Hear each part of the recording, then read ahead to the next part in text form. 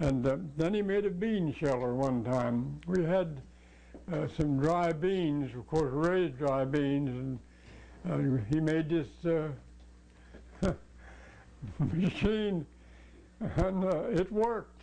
I don't know how he made it, I can't describe it, but he put it up on legs like a corn sheller or something, you see. And I don't know, couldn't tell you how, but he knew how he made it.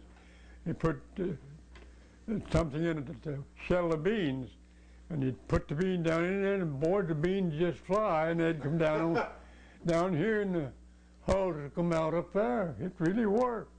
But I don't know what he ever done with it. Maybe we could raise beans, I don't know. I don't suppose it's a very substantial machine in the first place. Probably he made it fast or something, but I remember he made a bean sheller. He was tinkering something about all the time. But we spent a lot of good time together. He'd go fishing with me. When we'd go fishing, we'd go down to Steer Creek. And Grover always looked after me. See, I was cared for. Of course, the other boys thought as much of me. Maybe it's Grover did, but Grover showed it more than anybody else. We night hunted quite a bit together. And one time was hunting over on Brushy Fork, and our old dog began to chase something. He wasn't doing much good hunting. And it's old caper, I think. And after a while, we heard over on the other hillside, fox. And we knew it was a fox because it couldn't be a dog, but he's barking like a dog, this fox was. Well, that is what caper had been chasing, you see. And the old fox got away and was wanting another chase, I suppose. And he was barking over on the hillside. Because that really happened, I guess, no question. The fox enjoyed the hounds as much as the hounds enjoyed the fox about. But I know that happened, Grover and I at night hunting over there, and the old dog didn't do much good. We didn't do much good as far as I remember that night. And things like that happen. That's getting down to little details, you know. What did you use for light? Did you have a lamp or a lantern? Oh, we had a lantern for a light on the night hunts, yeah. Just an ordinary lantern.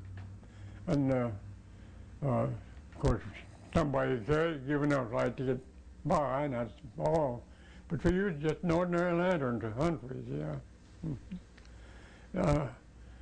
We had a lantern, and of course later we would take a gun with it after we got up to able to get a gun. I remember Grover and I was hunting one time, night hunting, and I was carrying the gun, and part of the time anyway, and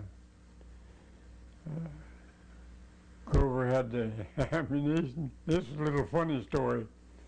We was coming up Tanner. We'd been out all way after midnight. We was coming up Tanner. We'd been over on Butcher Run or someplace, you know, and down and then up Tanner. And we was coming up Tanner, and one old dog began to bark down yonder again the hill. And about that time, old Caper bounded over into the creek, and up the creek he went and began to bark up a tree.